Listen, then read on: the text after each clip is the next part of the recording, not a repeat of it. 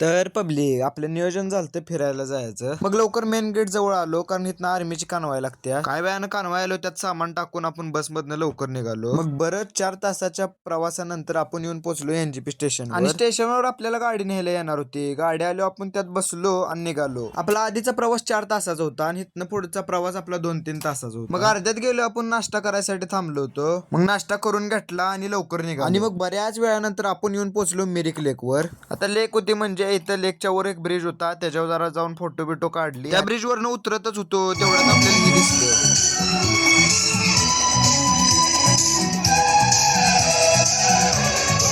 ह्यांना बघूस तर धुकं एवढं वाढलेलं की पुढचं काय दिसत नव्हतं. मग परत आपण निघालो दुसऱ्या ठिकाणाकडे आणि दुसरं ठिकाण म्हणजे बोकार मॉनेस्ट्री म्हणून होतं. आपल्या इकडे मंदिर म्हणते तसं ह्या साईडला मॉनेस्ट्री म्हणते ते. इकडची माणसं इथं बसून रोज त्यांची आरती करते ते. आणि ही मॉनेस्ट्री वेस्ट बेंगालची सगळ्यात मोठी मॉनेस्ट्री. मॉनेस्ट्रीची माणसं म्हणजे हॉस्टेल सारखी असते. इथल्या हॉस्टेलच्या पोरासने मॉंग्स म्हणते ती. मॉनेस्ट्रीच्या बाहेर आलं धुकं एवढं पडलेलं की काय सांगू. तिथं जरा फिरलो आणि मग लवकर आपण निघालो तिसऱ्या ठिकाणासाठी. मग तिसरं ठिकाण म्हणजे आपण येऊन पोचलो गोपालदारा टी इस्टेट.